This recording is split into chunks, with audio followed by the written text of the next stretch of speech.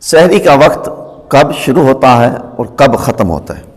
سحری کا وقت ختم ہونے کے بعد کچھ کھانا پینا، اس کے حوالے سے گفتگو۔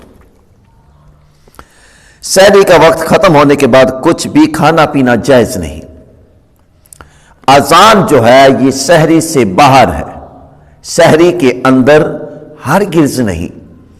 تو سحری کا وقت ختم ہونے کے بعد کچھ دوست احباب کہتے ہیں کہ اذان ہو تو کھاتے رہیں اور جب تک اذان مکمل نہ ہو، اذان کے وقت تک ٹائم ہوتا ہے سحری کا۔